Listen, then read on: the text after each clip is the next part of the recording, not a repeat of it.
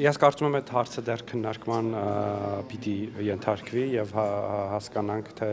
ինչ այլ ինչ պարտավորություններ է այդ խաղաղության խորհրդի կանոնադրությունը ենթադրելու, բայց շատ կարեւոր է, որ Հայաստանը եւս հրավեր է ստացել այս կարեւոր նախաձեռնությանը մասնակից դառնալու։ Դուք եթե հիշում եք, նախորդ տարի Եգիպտոսում նաեւ խաղաղության գագաթնաժողովը տեղի ունեցավ Միացյալ Նահանգների նախագահի նախաձեռնությամբ եւ Հայաստանի վարչապետը մասնակցեց այդ գագաթնաժողովին եւ սա ըստ էության այդ process-ի շարունակությունն է, նախ եւ առաջ նպաստելու Գազայի հատվածում խաղաղության հաստատմանը, բայց նաեւ նպաստելու միջազգային խաղաղության ջանքերին, իսկ Հայաստանը գիտեք, որ մշտապես պատրաստ է մասնակից լինել միջազգային այդ գործընթացներին։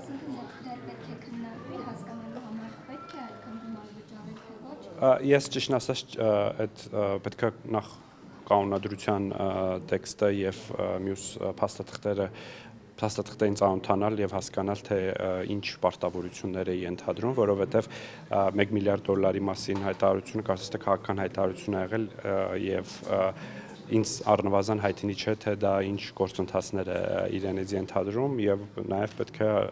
ուսումնասիրել թե արդյոք Հայաստանի Հանրապետության բյուջեն ունի նման հնարավորություններ այդ գործընթացի մասնակցելու համար, բայց այնուամենայնիվ ընդունելով այս առաջարկը Հայաստանը դառնում է այդ ֆորմատի հիմնադիր անդամ։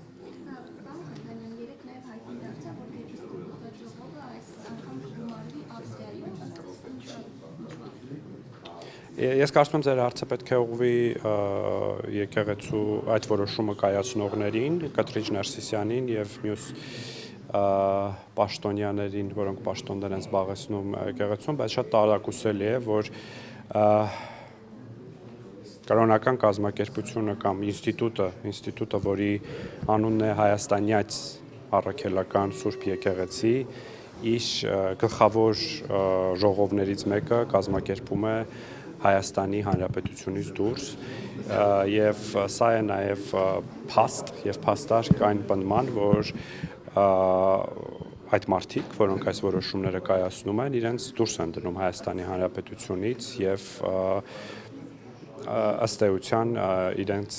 նպատակը չէ նաեւ ի թիվս այլ նպատակների նպաստել Հայաստանի անկախությանը, նպաստել Հայաստանի ինքնիշխանությանը, նպաստել Հայաստանի միջազգային հեղինակության բարձրացմանը եւ շատ տարակուսելի է այդ որոշումը, բայց նաեւ գործընթացներին հետեւելով նաեւ շատ հասկանալի է ըստ էության։ Բայց Մայրաթորը պարզաբանել ասում իշխանությունը ճնշումներ է գործադրում պարբերաբար հոգեվորականների եւ ընդհանրապես վեհապարի հետ կապված այդ բռնաճնշումների հետևանքով են նրանք ստիպված եղել տեղափոխել եպիսկոպոսատ ժողովը։ Իշխանությունը, կառավարությունը Հայաստանի որևէ ինստիտուտի նկատմամբ առավել եւս Հայաստանյաց առաքելական Սուրբ եկեղեցու նկատմամբ որևէ ճնշում, հակազդեցություն չի ձեռնարկել, ընդհակառակը ձեռնարկվել է Հայաստանյան առաքելական Սուրբ եկեղեցու բարենորոգման բավականին պոզիտիվ նախաձեռնություն, որին միացել է նաեւ եւ հատկապես եւ առաջին հերթին եկեղեցու սպասավորներ, եպիսկոպոսած դասի ներկայացուցիչներ, քահանաներ եւ այլն, եւ տեսեք,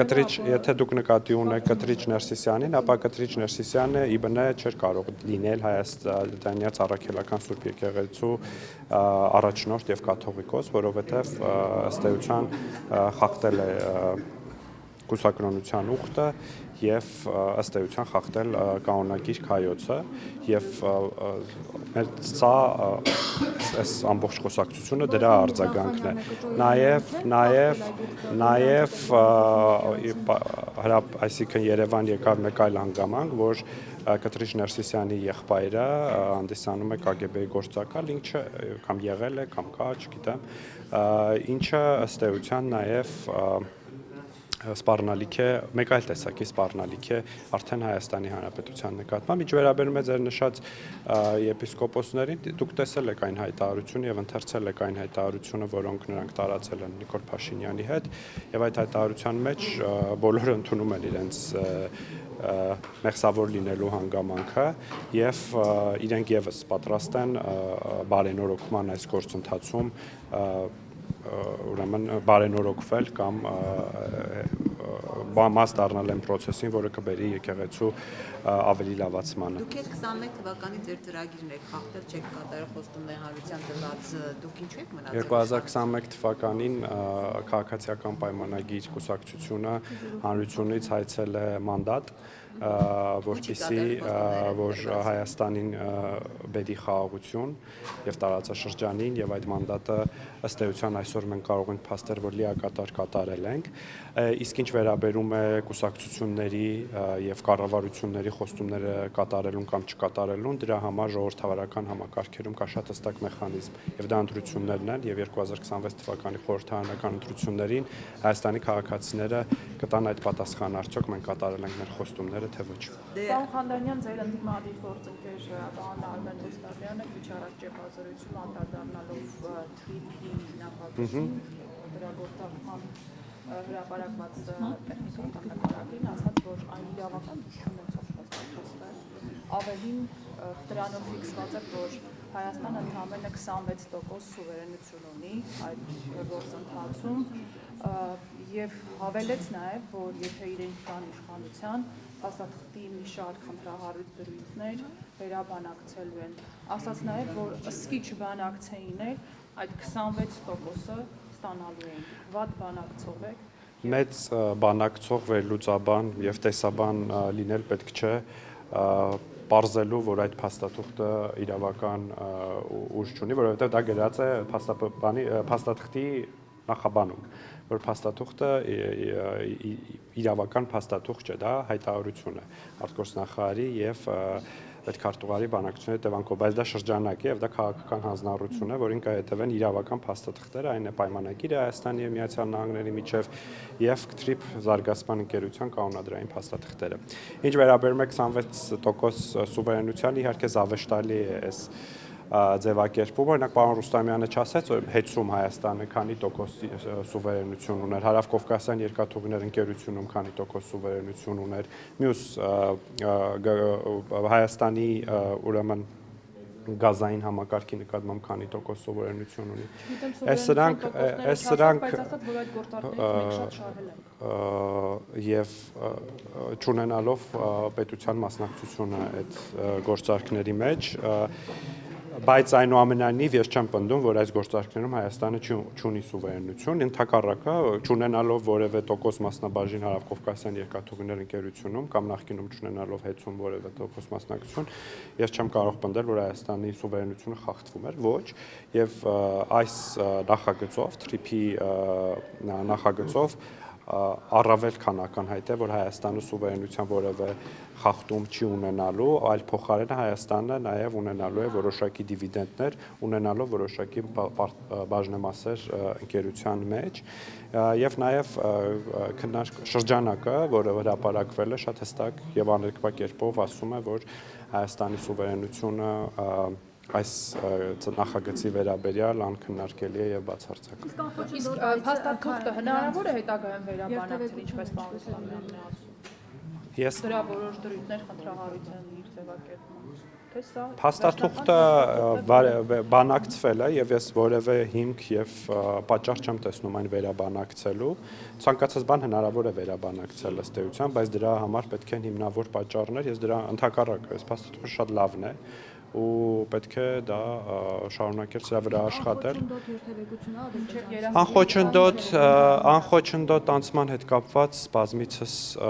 մեկնաբանություններ տվել ենք օգոստոսի 8-ից հետո, որովհետև դա անխոչնդոտ նշանակում է, որ Հայաստանը որևէ խոչընդոտ չի ստեղծելու թե Ադրբեջանից Նախիջևան անցման, թե միջազգային տրանզիտի համար եւ բայց բնականաբար դա այդ անցումը տեղի ունենալու Հայաստանի իրավազորության ներքո։ Պարոն Խանդանյան, ձեր ընդդիմախոսներ այսօր մեր ձևով ներկայացրել Հիմա պետք է այդտեղ մի քիչ մեկնաբանենք, էլի մեր ձևով, ինչ որ տարբեր անուններ են, էլի, հենց արդեն գրանցվել որպես։ Հիմա իրենց նախընտրական ծրագիրն են ներկայացրել, բավականին ներկայացչական, այսպես բաներ են խոստանում հասարակությանը եւ կարծեք թե այս առումով ձեր ծրագիրը բավականին զիջում է։ Դուք մեր ծրագիրը դեռ չեք տեսել։ Չէ, նախորդ նկատի ունեմ, այն որ ասում Մենք դեռ նոր ծրագիր պիտի ներկայացնենք մեր հիմա իրենք ավելի լավ խոստումներ են տալիս եւ ասում են դրանք իրականացնելու են։ Ասում են տարեկան 3000 փոքր ընկերություններ կստեղծեն 300,000 նոր աշխատատեղեր, դեղերի գների շեշտակի իջեցում կլինի 20%-ով, այսպես են մի վայրկյան։ Լավ, հասկանալի է։ Ես ճիշտն ասած նախկին իմ գործունեության ընթացքում լինելով լրագրող, հետո քաղաքականության մեջ լինելով վատ նախընտրական ծրագիր կյանքում չեմ տեսել։ Բոլոր նախընտրական ծրագրերը շատ լավն են։ Բայց այդ նախընտրական ծրագրերը պետք է նախ ընտրվեն եւ հետո կարողանան իրագործել։ Իսկ Հայաստանի անկախության պատմությունը ցույց է տվել, որ Հայաստանի ներքին զարգացման տեսանկյունից նախորդ տարիները, հատկապես նախորդ 5 տարիները եղել են աննախադեպ տարիներ, թե սոցիալական, մարդկանց սոցիալական վիճակի բարելավման տեսանկյունից, թե տնտեսվարողներին տնտեսական հնարավորությունների եւ արտոնությունների հնարավորությունից եւ թե ենթակառուցվածքների զարգացման տեսանկյունից կրթության, առողջապահության զարգացման տեսանկյունից եւ սրանք թեմաներ են, որոնք